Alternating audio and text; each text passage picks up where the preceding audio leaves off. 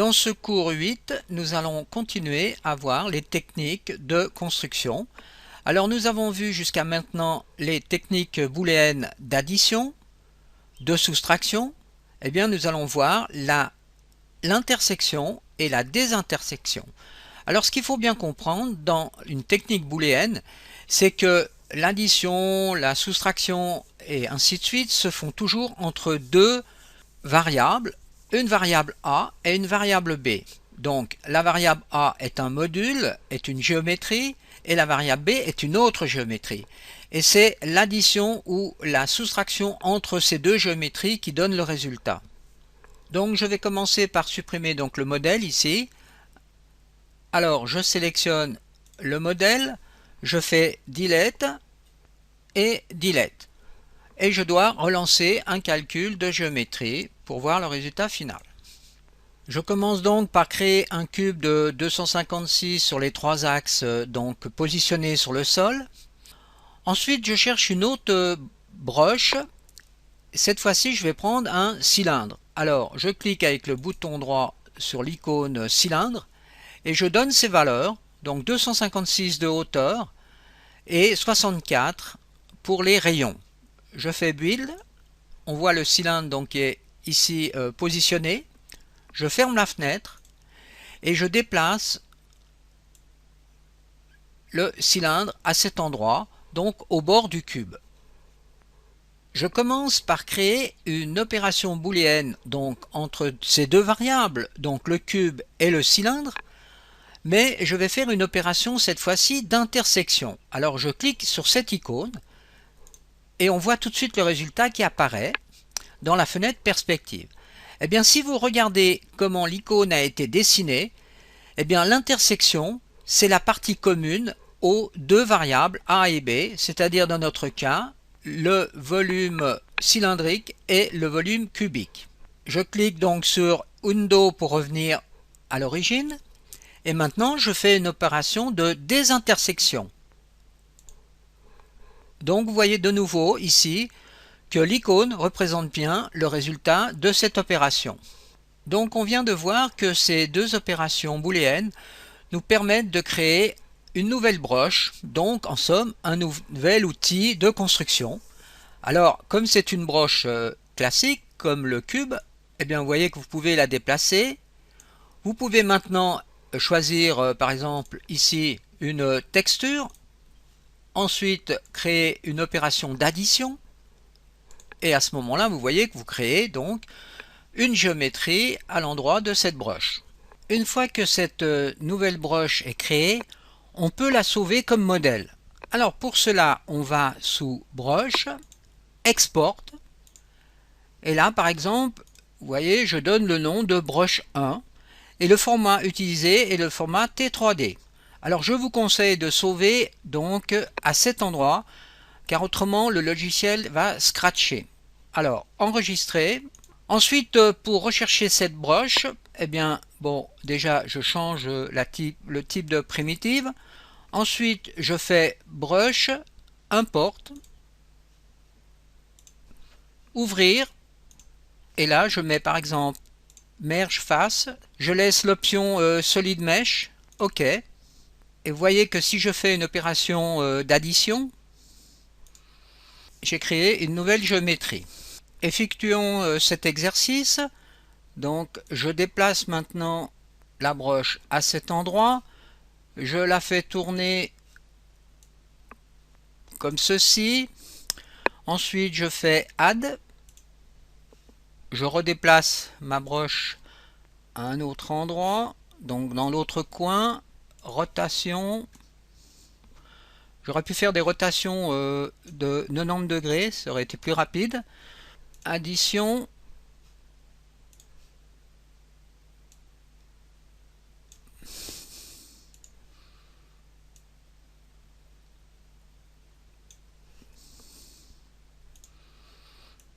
Donc voilà, j'ai créé une nouvelle géométrie.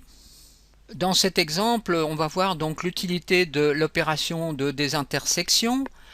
Alors je crée ici une broche cubique que je sélectionne, je déplace cette broche donc au centre ici Ensuite, je peux redimensionner d'une façon non uniforme, vous voyez, la broche pour qu'elle englobe bien le modèle géométrique.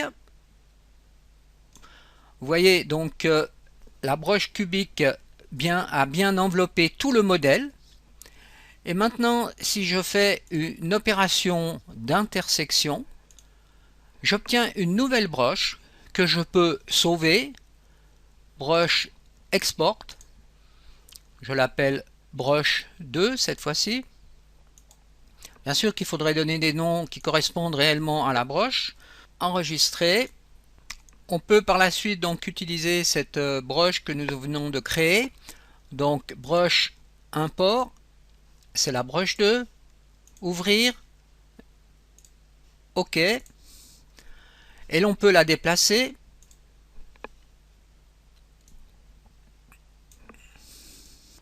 Je relance un calcul de géométrie et de lumière. Alors ceci est intéressant, on constate ici que les textures qui ont été capturées avant eh bien, sont restituées par la suite. Effectuons une vérification. Pour cela, je vais texturer ici toutes les faces. Donc je sélectionne cette face, bouton droit, Select surface broche, et ensuite je fais appliquer le matériel. La même chose ici, Select surface Matching Brush et application de la matière. Voilà. Je crée de nouveau une broche cubique donc tout autour de ce modèle. Intersection. Je sauve. Export. Je vais donner le nom de 3, broche 3. Ensuite, je vais rechercher la broche. Importe, broche 3.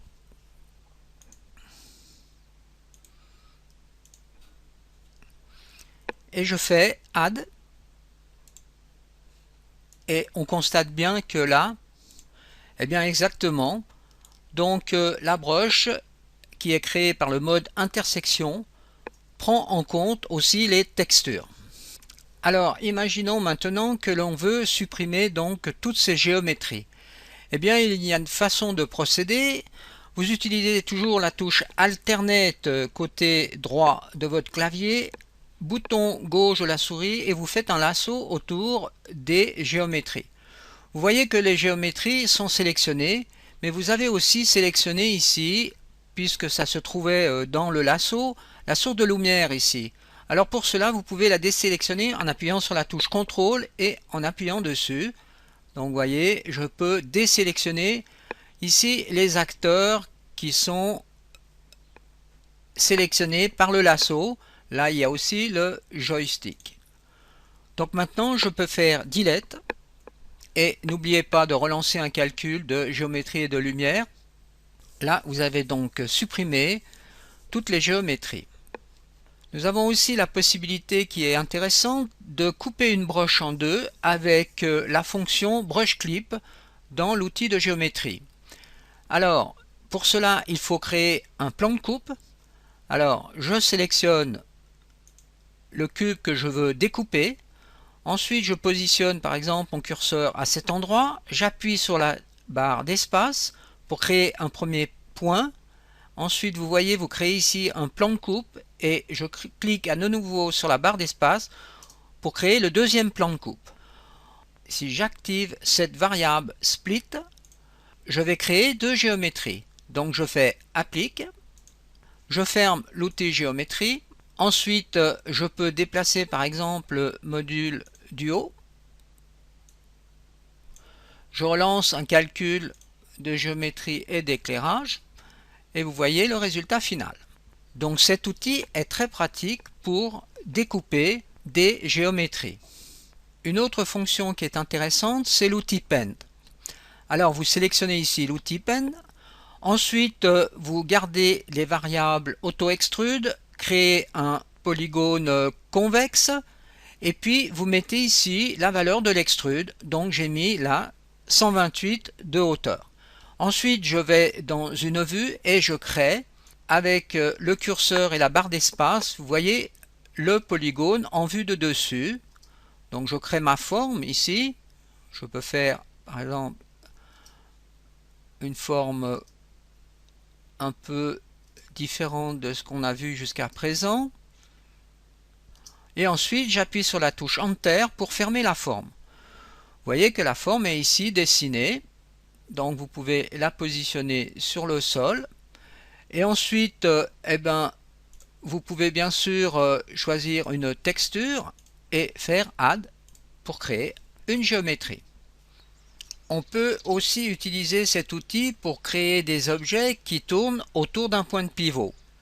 Alors, je vais sous Pen, je désélectionne donc Auto Extrude, je sélectionne Créer une brush, donc une forme.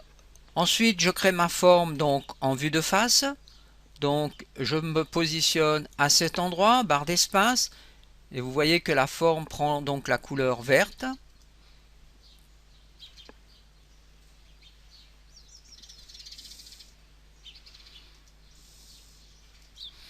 Enter pour fermer la forme.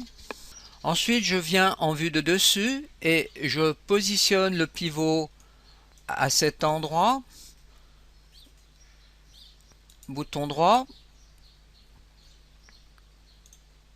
Donc vous voyez le pivot de cette forme se trouve à cet endroit. Donc là on voit aussi dans la vue perspective où se trouve le pivot. Ensuite je sélectionne l'outil Lat. Je choisis ici le nombre de segments. Alors on va mettre peut-être 12. Et ici 4. Et ensuite je fais Applique. Et on voit le résultat dans la fenêtre perspective. Ensuite je fais Add. Si par exemple je crée cette forme dans cette vue avec le point de pivot à cet endroit, donc on voit ici dans la vue perspective, je fais Lat, je donne 24, 24 et je fais Applique. Voilà, on obtient de nouveau une forme donc circulaire qui peut être extrêmement intéressante. Alors pour conclure avec cet outil, regardons encore quelques petits détails. Alors ici je vais sélectionner ce premier sommet, ensuite touche CTRL, je sélectionne le deuxième sommet et je fais Split. Et là vous voyez que l'on crée un polygone à l'intérieur de ce cube. Si maintenant par exemple je fais Optimise, eh bien j'optimise donc mon cube et je reviens à l'essentiel. Ce bouton va nous permettre de trianguler le cube, donc d'obtenir plus de faces pour éventuellement travailler sur ces différentes faces. Autre exemple, sélection de ce sommet, celui-ci et de la face. Split. Vous voyez que je triangule seulement la face. Une autre possibilité, je sélectionne donc cette arête. Ensuite, touche CTRL la face, et si je fais Split, eh bien c'est seulement cette face qui sera composée de 2 polygones. Et pour finir, avec cet outil, je peux par exemple sélectionner 2 sommets, touche CTRL, et cette fois-ci, vous voyez, je fais souder les 2 points. Et calcul de géométrie pour voir le résultat final. En conclusion, cet outil nous permet de créer des modèles un peu plus complexes grâce à tous ces modificateurs. En somme, ce modificateur fonctionne de la même façon que les modificateurs que l'on utilise dans des logiciels 3D dédiés pour la modélisation, comme 3ds Max ou bien Maya. À la base, c'est toujours la même chose, on joue soit sur le déplacement de sommet, de côté ou bien de face. Alors, dans la prochaine leçon, nous verrons les propriétés des surfaces.